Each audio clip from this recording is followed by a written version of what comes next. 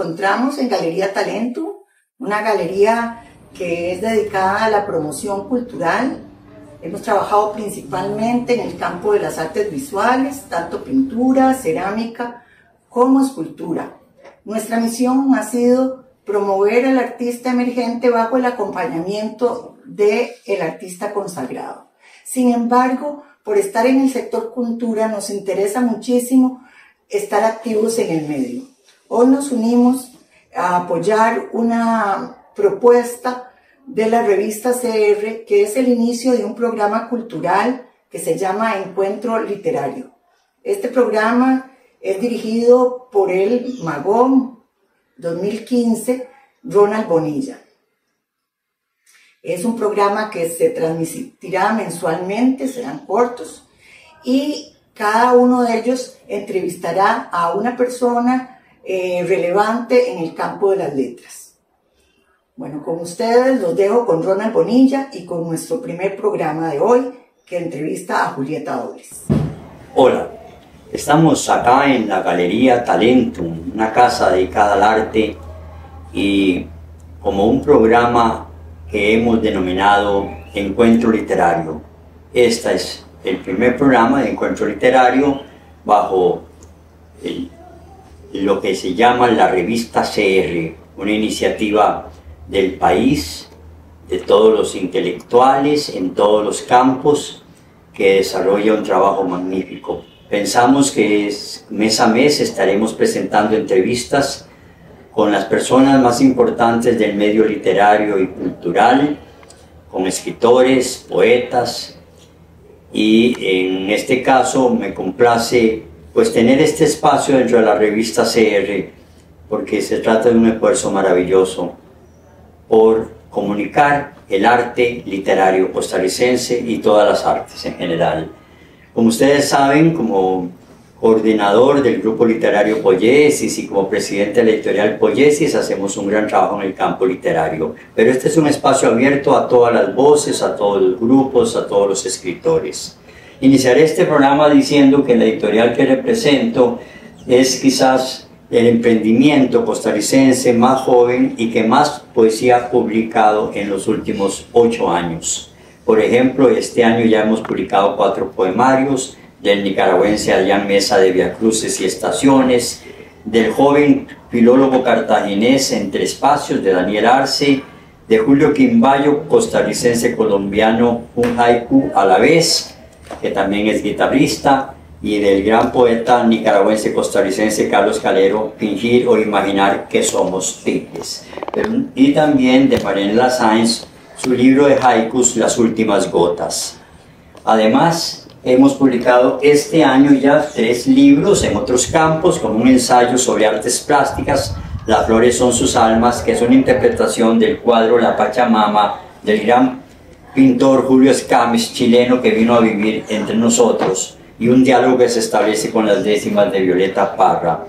También publicamos este año una obra de teatro que se llama Crónicas de viaje, mejor dicho, 3 piezas de teatro para la niñez costarricense, del joven actor, director de teatro y escritor Alan Fabricio Pérez Elizondo. Bueno, esto es para contarles brevemente lo que este año hemos publicado. Vienen nuevos libros. Y este espacio esperamos tener a nuestros mejores escritores. Hoy precisamente nos engalana la presencia de Julieta Dobles Izaguirre, Premio Nacional de Cultura Magón 2013, quien desde los años 60 inició su camino publicando libros, pero que su poesía empezó desde que era una niña. Y Julieta es mi amiga desde 1965, porque ellos fueron a reclutarme cuando era estudiante del Castella para que entrara al Círculo de Poetas Costarricenses y participara de los talleres literarios que Laureano Albán, Jorge de Bravo en ese momento y Julieta Dobles y otros compañeros dirigían en San José. Así que desde ahí nos hicimos amigos y desde ahí estoy disfrutando su poesía desde El reloj de siempre, su primer libro publicado en la colección Líneas Grises del Círculo de Poetas, hasta todos los libros que vinieron después de la editorial Costa Rica, que abrió las puertas a todos los jóvenes escritores. Ahí recordamos muchos otros títulos muy hermosos, como El peso vivo y otros libros. De ahí vienen más de 20 poemarios, produciendo Julieta con una voz que obtuvo 5 veces el Premio Nacional de Poesía Quileo Echeverría, obtuvo el Premio Editorial Costa Rica en Poesía con Los Delitos de Pandora, creo que fue. Y no, con los pasos terrestres. Con Los Pasos Terrestres. Después Los Delitos de Pandora se publicó en otra editorial. Sí, en la editorial Costa Rica también, la primera edición. Sí, la primera edición. Y posteriormente también obtuvo en España el acceso al premio Adonais con otro de sus poemarios. Últimamente ha publicado también prosa. Ella, antes de ser licenciada en letras en el campo de la literatura, que obtuvo en Estados Unidos, era bióloga de profesión y profesora de ciencias en secundaria, y entonces hace unos 7 años publicó la primera edición de su libro Envejecer Cantando, que son consejos para llegar a una vejez saludable, feliz, alegre. No tiene que ser la vejez algo mustio, sino pues mujeres empoderadas y hombres empoderados que hacen de la vejez el mejor momento, porque tenemos una mejor mirada, aunque los pasos sean un poco más lentos, nuestra mirada es más profunda. Y entonces este libro, con aspectos de medicina, de aspectos sociales, de psicología, pues es un consejo, es una obra preciosa para todas las personas, porque todos vamos a llegar a la vejez o a la edad de adultos mayores, como llaman ahora. Así que es un libro que preparamos hace 7 años. Esta es la segunda edición y la 4ª reimpresión que se hace del libro, así que se puede decir que es como el bestseller de Poiesis Editores o Editorial Poiesis. Acá viene el libro. Julieta trae otros de sus últimos poemarios, como está Desde la alta ventana de los años. Mira la casa tan linda donde vive ahora en Guayabos de Curridabat, donde tiene una vista preciosa hacia el lado de San José y San Pedro, etcétera, y hacia las montañas que hay por ahí. Y aquí hay una poesía exquisita. Y también antes de se publicó con la editorial de la UNED Trampas al Tiempo, porque ella siempre se vive haciéndole trampas al tiempo. Nunca vamos a pensar la edad que puede tener, porque siempre es joven gracias a su vida y a su poesía. Entonces esto es algo de lo que ella trae para conversar con nosotros. Julieta, bienvenida al programa Encuentro Literario. Es un placer que seas mi primer contertulia acá. Yo creo que sabes más de mi vida que yo. Bueno, eso que no me he metido en las cosas personales, porque qué va. Sí, estoy muy contenta de estar aquí, ser un poco privilegiada por ser la que inaugura este programa, y me parece muy lindo. Sí, yo también tengo un libro de relatos que no lo traje ahora, pero que relatos de mi vida en general, lo cual me está planteando la posibilidad de escribir una biografía mía.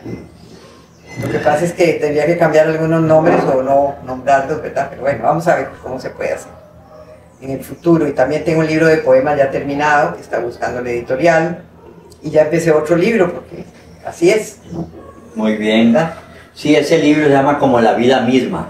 Son relatos no solo autobiográficos de Julieta, sino también lo que recoge la parte de sus ancestros y ancestras, sus antepasados, sus abuelas, etc. Es un libro muy hermoso, como un anecdotario en forma de relatos, cuentos algunos que son preciosos.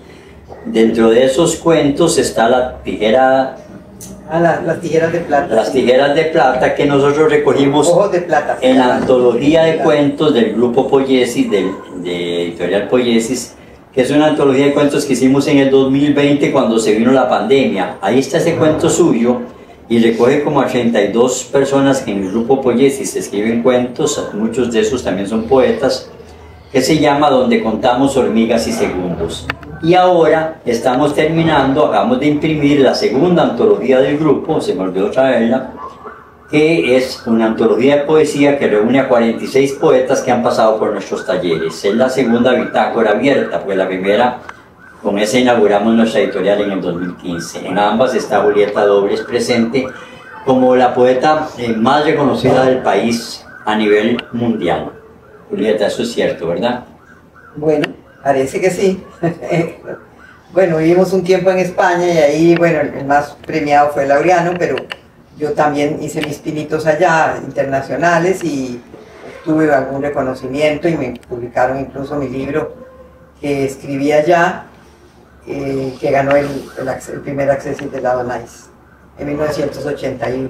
En el 81 fue eso. Si usted viajó en el 78 a España la primera vez con Laureano, Laureano se había ido primero, era su esposo y ya tenían como 4 hijos o 5 hijos aquí, ya tenían los 5 hijos. Ya teníamos los 5. Cuando se fueron en esa aventura, al principio sin trabajo, y lograron pues primero acomodarse como diplomáticos en la parte de agregados culturales de Laureano en España, y posteriormente como embajadores.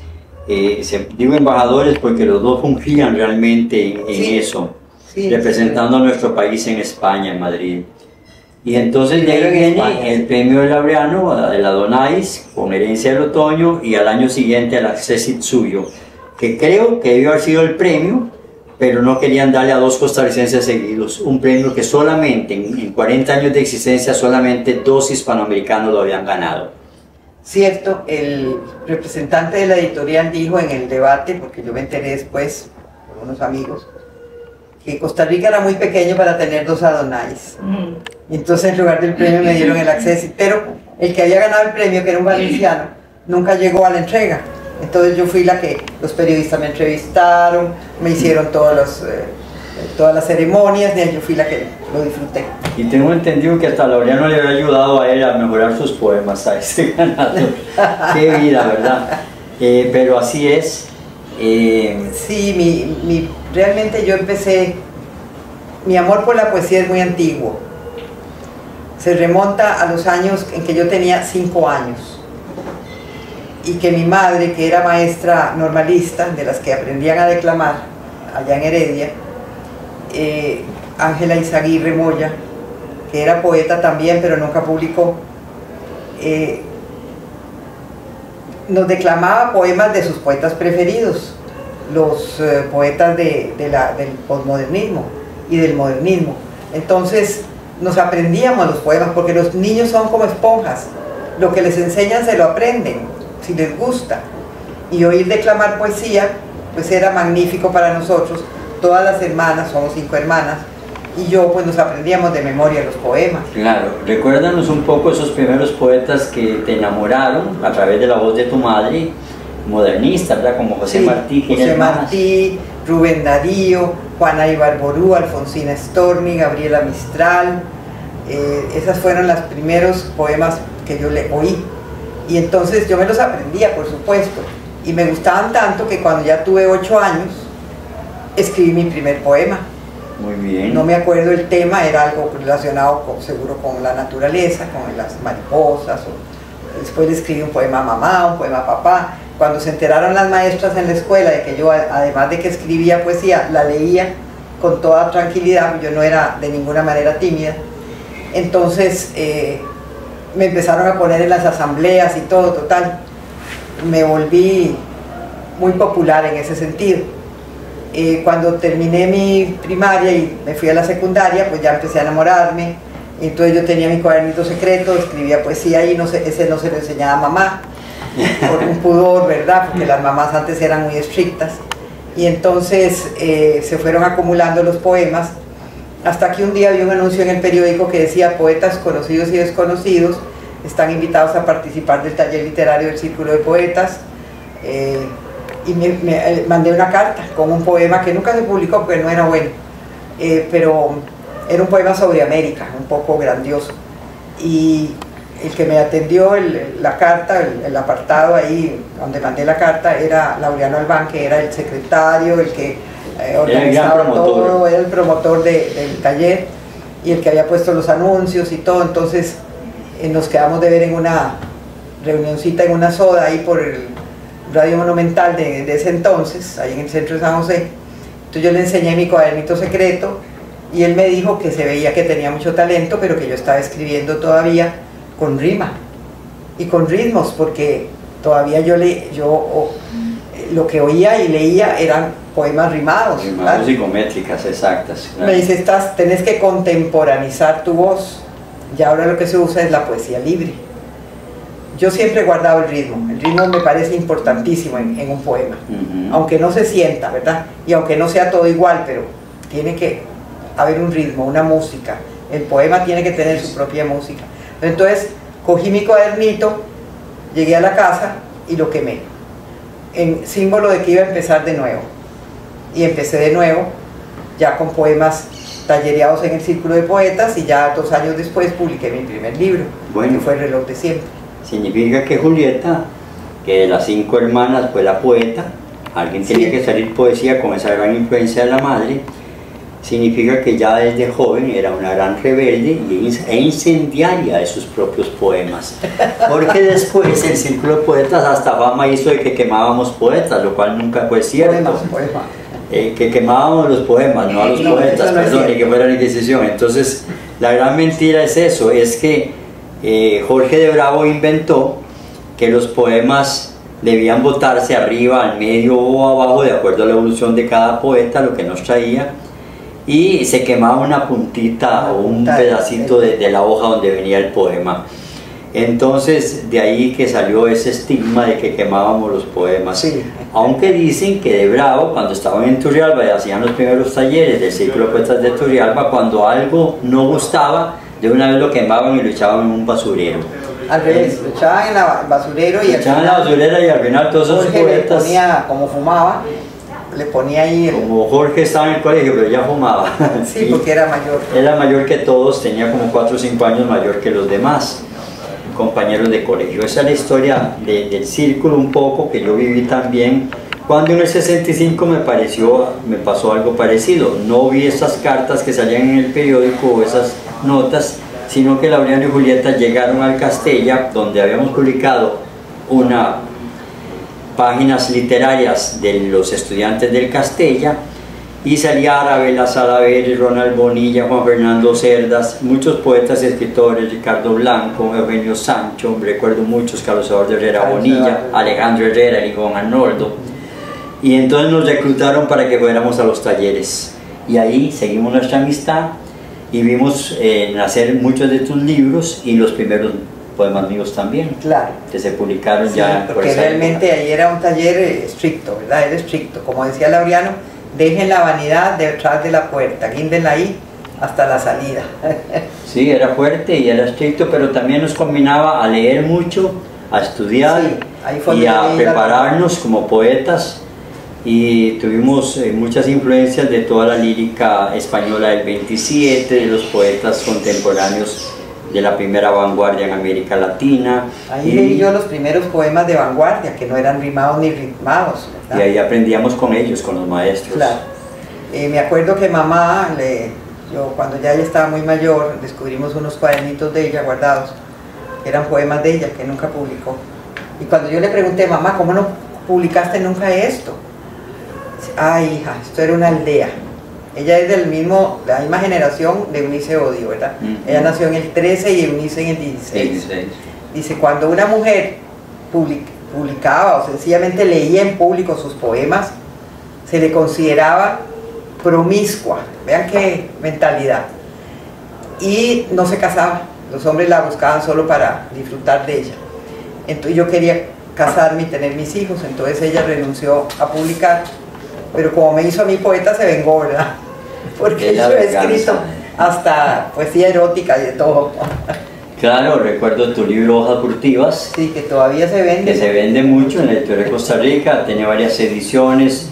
El primero creo que fue en otra edición, en otra editorial, en Casa de Poesía, creo, no sé.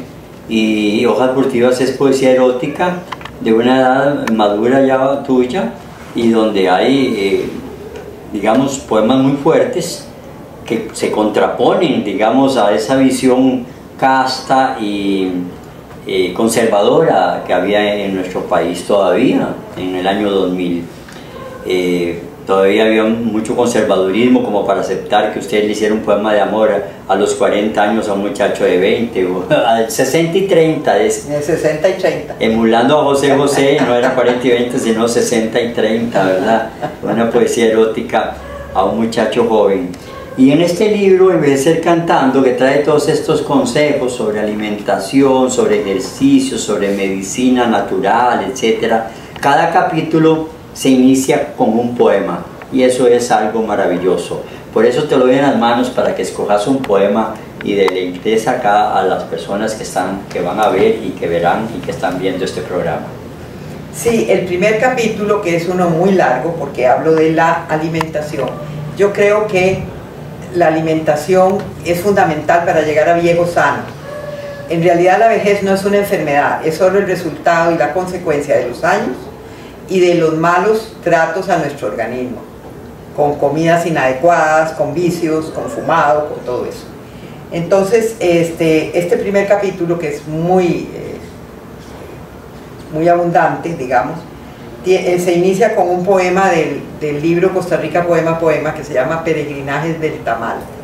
Y a la gente le encanta, porque claro, el tamal es algo tan cotidiano nuestro, ¿verdad? Entre todos los manjares de mi pueblo, entre todos los aromas y ropajes y oraciones de gracia y canciones de fiesta, el tamal es quizá el más alegre, admirable y ritual, el que forja su raíz en un tiempo aún indescifrable, cuando el alimento indígena del viaje, humilde túnica de maíz y papa, guardando la carne de los montes, envuelto entre sus hojas de plátano y de prisas, se enriqueció con la aceituna mediterránea, con el arroz asiático de sabores tranquilos, con la ciruela del otoño lejano. Se engalanó de aroma y condimentos de varias latitudes, espíritus diversos y sabrosos como la madre tierra, alcaparras del levante, olorosas y raras, pimientas orientales, viejos ajos de Europa, carnes de cerdo y ave orladas con laureles victoriosos y tomillos del pobre y hierbabuenas que se entregan en el aire de fiesta. Hizo suya la Navidad, entró hasta el corazón de la familia, de la amistad e incluso del amor, con sus tiritas de chiles encendidos, de zanahorias que recogieron el color del día y de guisantes insolentemente verdes, medio ocultos en la masa, cremosa y promisoria, trabajada, suavizada, colada, aderezada por entusiastas manos que cumplen paso a paso, sacramentales, la antigua y alegre ceremonia. Por eso, cuando un tamal humeante se abre como una orquídea extraña sobre la mesa, son todos los pueblos que nos dieron su genio y su memoria, los que celebran con nosotros. Y si es en Navidad, que no existe en mi tierra Navidad sin aliento de tamal, se vuelve confortante el abrazo sencillamente humano y volvemos a sentarnos a la mesa paterna y a ser niños ante el tamal servido y el portal lucerino y el ciprés fragoroso y el villancico panderetero y mágico frente al aroma único de su manto de hojas, más que hervidas, sacramentadas casi, en el ritual sin tregua del tiempo y sus misterios. Muchas gracias. Gracias a usted por esa bella lectura de un poema que siempre nos ha impresionado, esa forma sencilla de relatar y poetizar a la vez, como el símil del tamal que se abre como una orquídea. Eso son cosas preciosas, que siempre has tenido esa posibilidad también y de adjetivar con una precisión poética, porque no es lógica, es poética, es mágica esa forma de adjetivar. Entonces toda tu poesía realmente ha sido, y este libro, Costa Rica Poema a Poema, que está, y empecé cantando, son ese testimonio tuyo de una poesía asentada en nuestra tierra, en nuestro terruño, en nuestra patria. También hay testimonios de la lucha de la mujer en libros como Los Delitos de Pandora, que recoge la historia de la discriminación que el género o que el sexo de la mujer y las mujeres en general han vivido durante cientos, miles de años, donde incluso el conocimiento y los aportes científicos, literarios y artísticos de la mujer ha sido negado o hecho a un lado. Entonces es muy importante también esta actitud femenina de lucha, de entrega por la mujer. Y luego la parte costarricense de tu poesía está arraigada al paisaje nuestro, a la gente nuestra, a las personas que conviven con nosotros. Es una poesía muchas veces coloquial, a veces descriptiva, a veces narrativa, y en los primeros poemas muy fuerte, muy social, muy metafórico, cuando fundábamos el movimiento trascendentalista, que creo que es otro de los temas que tenemos que hablar. ¿Qué proponíamos en los años 70? En los años 70, en el manifiesto trascendentalista, que reunía también poemas de estos autores. Éramos 4, ¿verdad? Laureano, que era nuestro líder de alguna manera, Julieta, Carlos Francisco Monge y su servidor, 2 poetas que éramos los 2 nacidos en el 51. Es decir, en esa época de los años 70 éramos muy jóvenes y proponíamos algo sobre la poesía. ¿Podemos hablar un poquito de ese tema del manifiesto?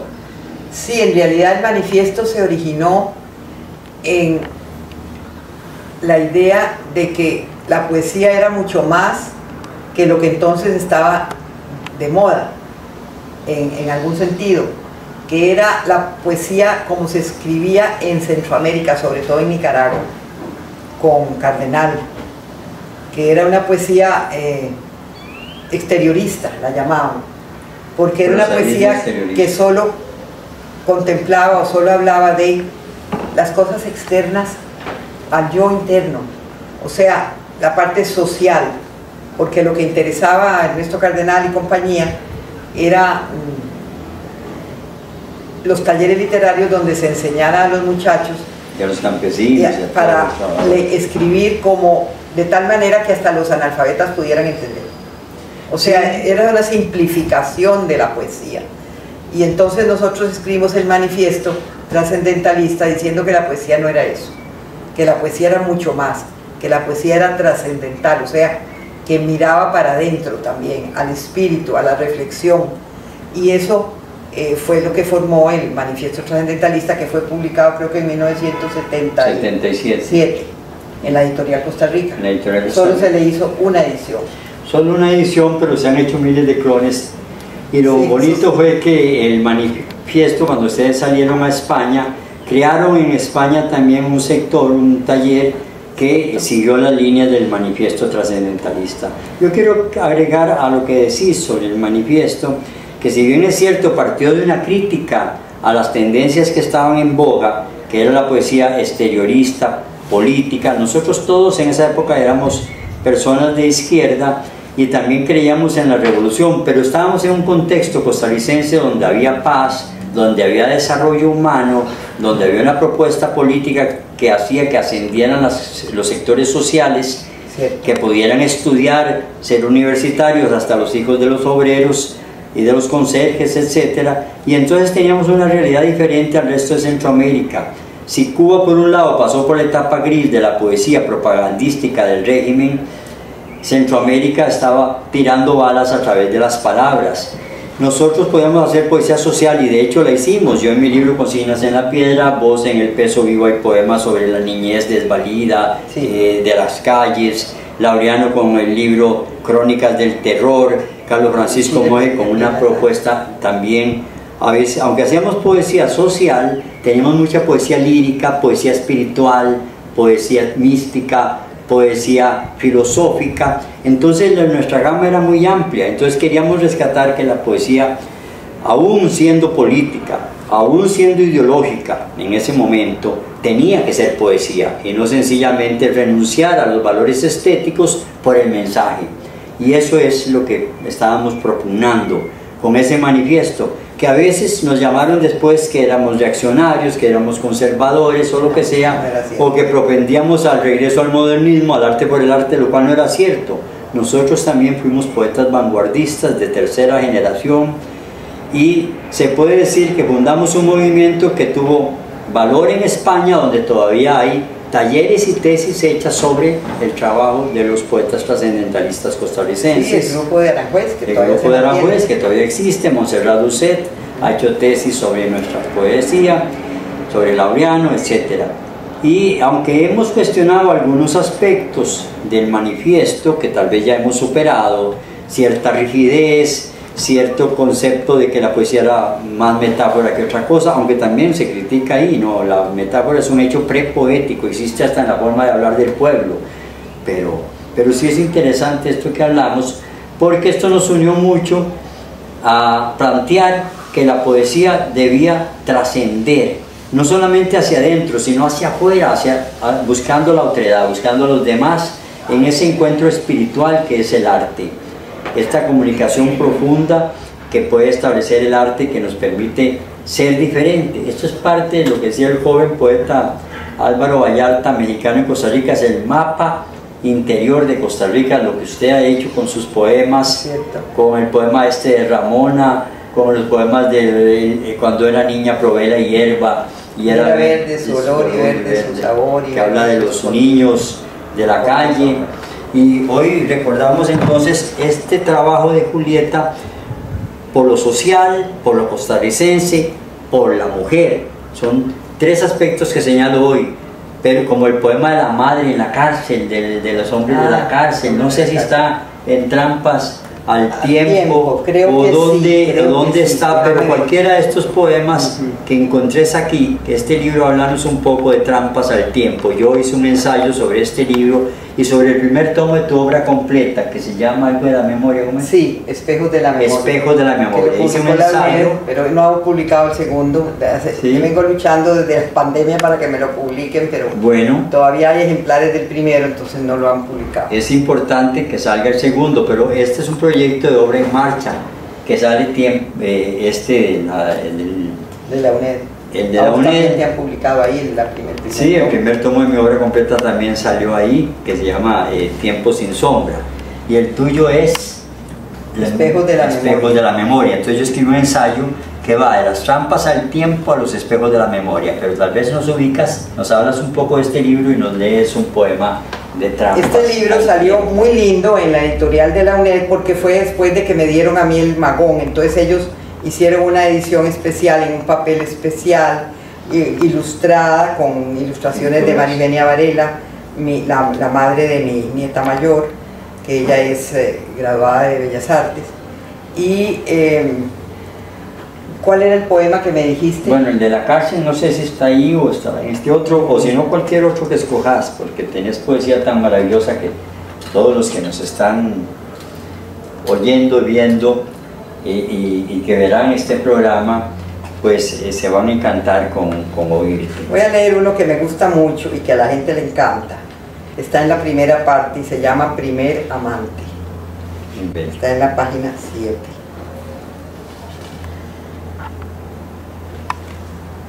Desde los 12 años, mis ojeras, oscuras y profundas, anochecían mi rostro desde buena mañana.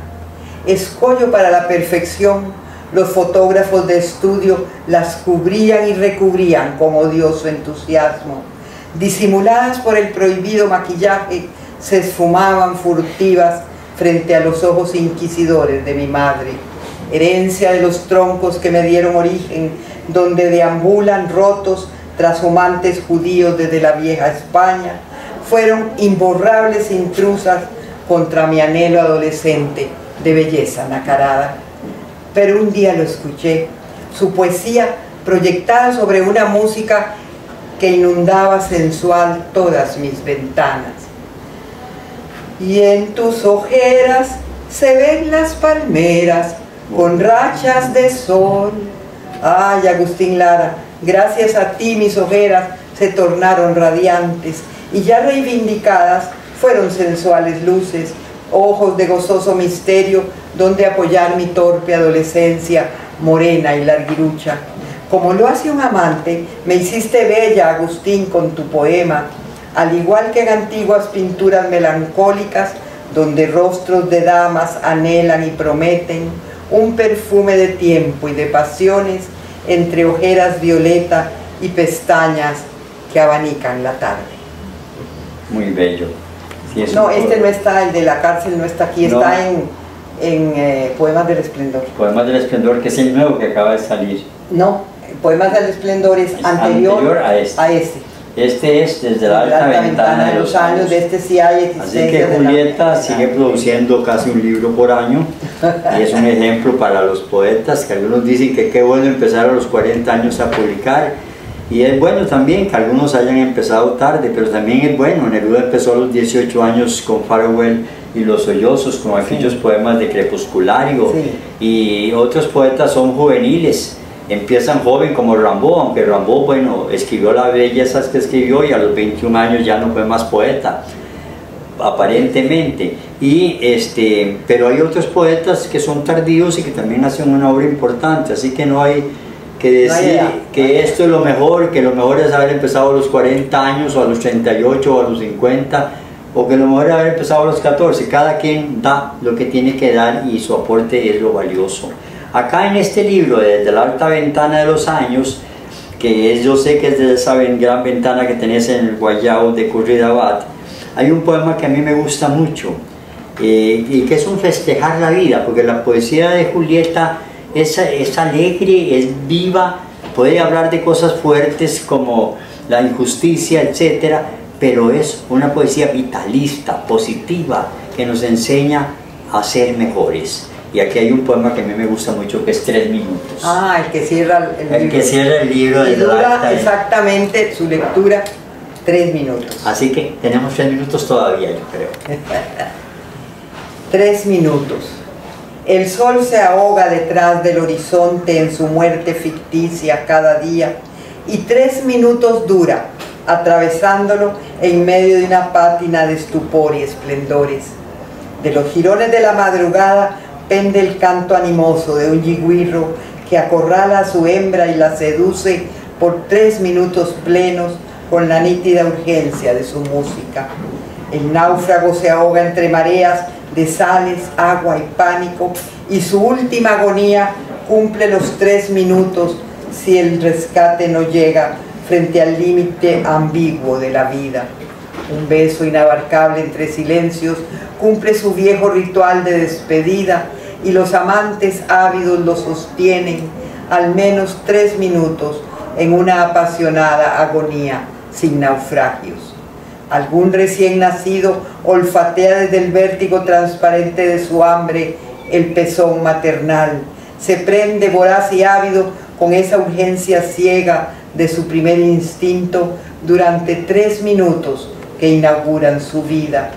Un avión malherido comienza su obligado y dramático descenso, y 3 minutos pueden ser el límite entre el aire y la tierra, entre el pavor y el celo, entre la salvación o la tragedia. 2 amantes se funden en el abrazo cumbre de su música, y el orgasmo infinito estremece su mundo por 3 minutos de éxtasis y agonías interminables. Comienzo a compartir este poema en donde vida y muerte se apuntalan, se crecen y se apagan, y adivino los vínculos entre todos los seres, los instintos, los mundos. Alguien lo lee en voz alta, trocando su palabra en emociones, y el canto, el mar, la muerte, el beso, el nacimiento, la vida, la tragedia y el éxtasis durarán 3 minutos de esplendor y agonías, los mismos que al filo de la tarde el sol tarda en caer detrás del horizonte. Qué belleza. Pues es un gusto, Julieta, tenerte con nosotros en el primer encuentro literario de la revista CR, que dirige también don Eugenio Herrera, y que tiene tantos participantes y colaboradores y tantas personas que están opinando sobre el camino de nuestro país, sobre su recorrido, sobre su situación actual, sobre lo bueno y lo malo, y que también es un espacio para los poetas, porque ahí se nos publican poetas jóvenes o más o menos jóvenes, como Janet Amir, que empezaba en los años 90 con nosotros allá en el Círculo de Poetas, Marjorie Ross, Arabella Salaverria, ahora 2 premios, nuevos 2 premios Magón de Cultura a 2 mujeres más, para que vaya creciendo esa representación femenina en los máximos representantes de la cultura costarricense, que fueron a la vela en el 2021, y ahora Marjorie Ross, también poeta, novelista, biógrafa, política y una mujer que ha hecho un gran aporte a las artes culinarias del país, publicando lo que es la cocina del trópico, del Caribe, lo que es de la meseta central. Realmente ha hecho un trabajo bellísimo en ese campo de la cultura, que es lo culinario, que es parte de la esencia también del costarricense. Hablo de ella para mandarle nuestra felicitación a nuestra vieja amiga Marjorie, que también participaba en nuestros talleres de poesía y que publicó su primer poemario en la colección Líneas Grises del Círculo de Poetas. Fíjate que esa colección ya tiene más de 50 títulos. Yo la sigo administrando. 60, ahora la administras. Y cuando veo que un libro tiene calidad y me piden que se edite en ese editorial, pues yo simplemente doy el permiso, ¿verdad? Se mantiene la editorial del Círculo de Poetas. Sí. Yo recuerdo que en los años que yo regresé, en los años 95, me tocó presentar y ayudar en la edición de dos jóvenes poetas, Alexander Sancho y Mario Aguilar, que se hizo médico y seguro sigue escribiendo, pero no volvió a publicar.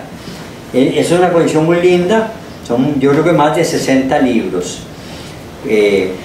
pero ahora Poiesis Editores también está haciendo un aporte importante, que llevamos ya en 8 años de existencia la publicación de cerca de 80 libros, de ellos 50 en poesía, y están en camino nuevos libros en diferentes campos. Las colecciones son poesía Eunice Bodio,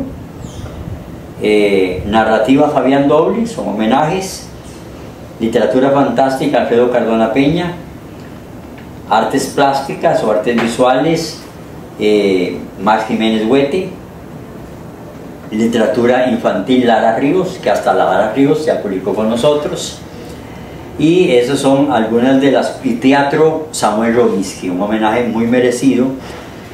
Ya hemos publicado 2 libros de teatro. Bueno, y después está la colección Vida, donde está Envejecer Cantando. Estamos publicando las semblanzas de los egresados del Castella, publicamos la historia del SEC, digamos, es los 50 años de la historia del Sindicato de Trabajadores de la Educación Costarricense, y un libro de Luz Alba Chacón de poesía y narrativa que tiene que ver con su biografía allá en Buenos Aires, de Punta Arenas. Antes era de Osa, pero ahora son 2 cantones aparte, en Buenos Aires y Osa. Entonces, esas son las colecciones. Estamos ahora por publicar La Llorona de Sardinal, de Guadalupe Urbina, en la colección de literatura fantástica. La leyenda como se la contaban las abuelas y como la vivió ella de niña, incorporándose ella a la leyenda, al cuento. Y estamos haciendo cosas muy lindas. Julieta, ha sido un placer poder tenerte en el primer encuentro literario, volver a conversar con vos. Bueno, nos vemos mucho. Hoy también, bueno, seguimos haciendo nuestros talleres literarios los últimos sábados de cada mes. Estamos muy contentos en el grupo literario Poiesis, con mucha gente nueva y con muchos que ya tienen 10, 15 años de participar en nuestros talleres. Sí, siempre llega gente más o menos nueva, ¿verdad? Siempre hay gente nueva y gente que empieza a sobresalir. Claro, porque un taller es importante, yo creo, para un poeta asistir a un taller literario bien dado, porque a veces hay gente que da talleres que no, sin tener la formación. Pero cuando el taller está bien dado por gente que sabe, que ha publicado ya, porque la mejor prueba de que alguien sabe de poesía es que haya publicado libros importantes, ¿verdad?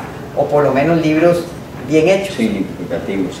Entonces es importante para un poeta, sobre todo un poeta joven, dedicarle un tiempo a su taller literario y pensar sobre las observaciones que se le hacen ahí, porque están llenas de buenas intenciones. Lo único que a veces les golpea el ego. Por eso Laureano decía que colgar la vanidad detrás de la puerta, ¿verdad? Para entrar al taller. Y me tenía a mí para suavizar la cosa. Dígale usted, decía, cuando tenía que decir algo fuerte o duro, y seguramente pensaba que yo era más diplomático. Pero sí, recordamos esas épocas de un taller, y ahora tenemos este taller del Grupo Literario Poiesis, muy hermoso, porque llega gente que escribe novela, cuento, poesía, y además el taller nos reta, nos hace que, bueno, el próximo sábado llevo algo mejor para hacer el mejor poema de la semana. Tenemos nuestra página en Facebook del grupo literario Poiesis y de Poiesis Editores, y también en Instagram está Editorial Poiesis con nuestras novedades. Esperamos tener otros escritores, poetas, narradores de todas las comarcas, de todas las tendencias, de todas las edades acá en el país. Y pues ha sido muy grato para la revista CR, estoy seguro, tenerte a vos, Julieta, que sos emblemática, importante en el terreno de las letras costarricenses, como una de esas personas que en todo lado va a encontrar lectores, gente que le dice, mira, yo leí tal libro, yo leí tal poema, yo te recuerdo, usted me dio clases en los talleres de la UCR, donde estuviste tantos años dando talleres literarios, también a adultos mayores, a los estudiantes jóvenes de generales, etcétera, y es un gran trabajo. Creo que tenemos desde los años 60 hasta acá, digo vos y yo y lo que estuvo Laureano, que nos acompañó hasta el 2022, este trabajo de creación literaria y de taller literario, porque cientos, no son decenas, son cientos de escritores y poetas los que por lo menos han participado de esta formación. Ah, sí. Muchos incluso a veces lo niegan porque le guardan algún resentimiento a Laureano. O por el ego. No. Pero no, es que uno tiene que ser agradecido también, ¿verdad? Yo creo. Sí. Bueno, pues ha sido un gusto, un placer estar aquí, y yo le agradezco mucho a vos, a la revista CR, a Eugenio y a los que están aquí en este momento grabándonos, porque esos pueden ser programas muy interesantes para la gente, muy significativos para los poetas también. También un agradecimiento a la galería, a la Casa Talentum, sí, que por recibirnos en este bello lugar que invitamos. Está en el corazón de Barrio Mon, en la entrada que antes era del Parque Zoológico Simón Bolívar, detrás del INSS y de la Casa Amarilla, entrando 50 metros, un espacio maravilloso con restaurante y con cosas maravillosas de arte. Muchas gracias.